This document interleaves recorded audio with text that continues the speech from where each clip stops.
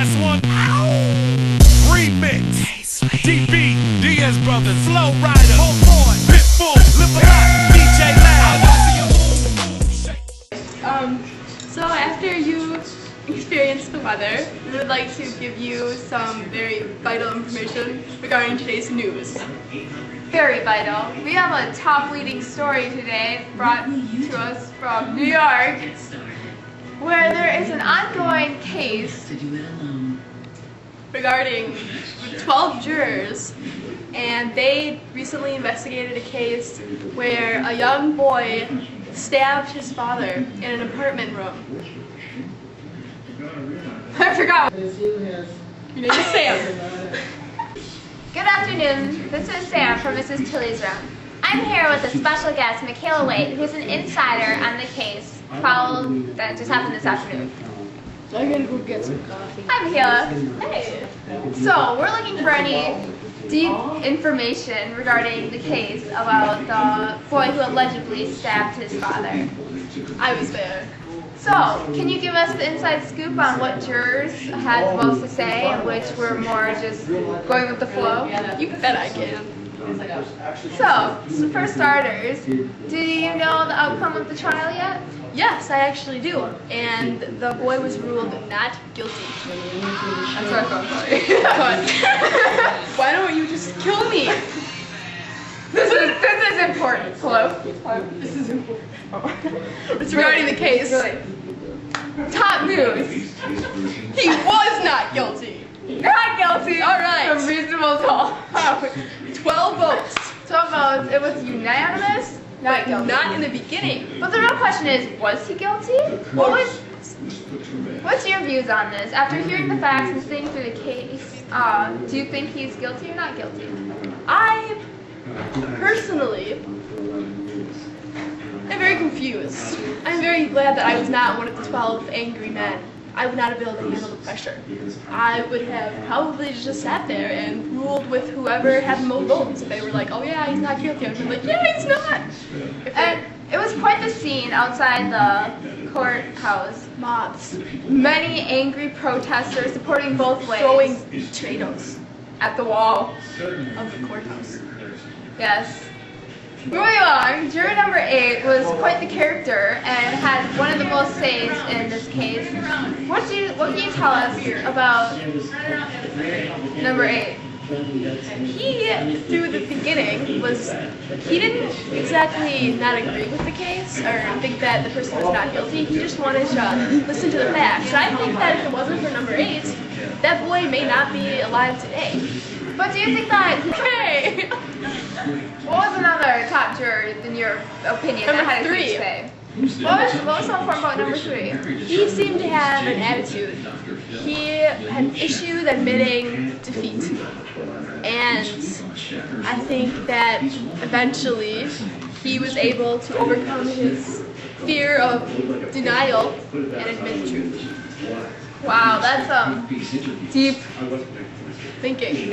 Alright, now we're going to interview one of the actual jurors, so just pause. Hi, Michaela here. I'm live with juror number 11, who actually isn't even native to this country.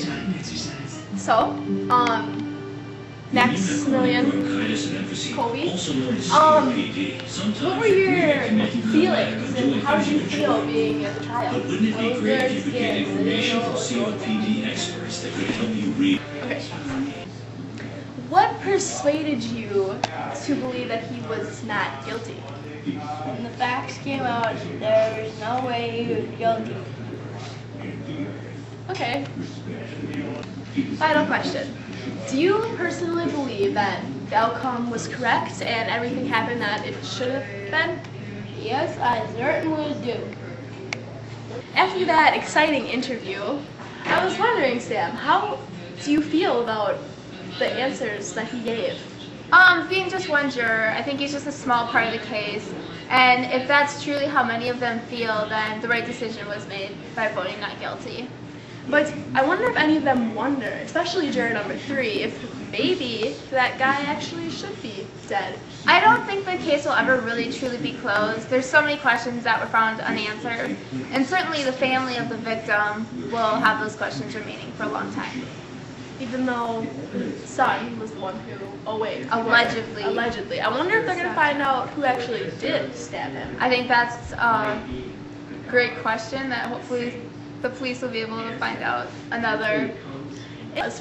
One of the huge evidence that pointed the boys to being not guilty was the fact that he was a very experienced knife fighter, in which the way the father was stabbed would prove someone would not be an experienced knife fighter. Do you know any other facts about this topic? Well, I'm not very familiar with knife fighting, but when that fact came up, I don't really understand how any of the jurors could have saw him as being guilty. Right. It stood out. I mean, the way it came down is not, we did it. I don't know. What goes up must come down.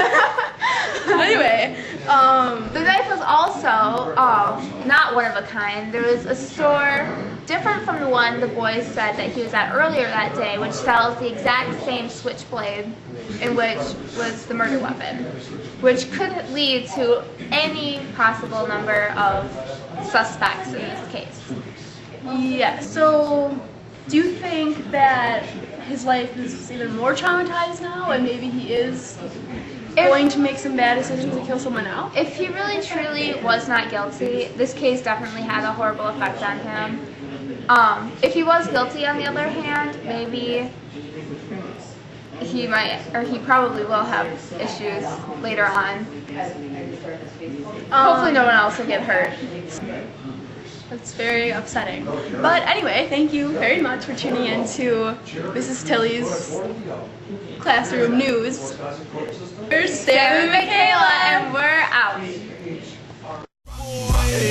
I wanna see you move, shake it, drop it, shout it. What happens after that? Cut. Okay. Dang it, stop. Hi, I'm Sam from Mrs. Tilley's room, here with your daily news. We have Michaela Wait with us today, who is live from the jury duties. Hi, it's Samantha Bybee here, live with Mrs. Tilley's News. I'm here with Michaela Wait, who is a specialist there at the scenes of 12 Angry Jurors. Michaela! Was that so hard? Yeah! Hey Laz, I got you, homie.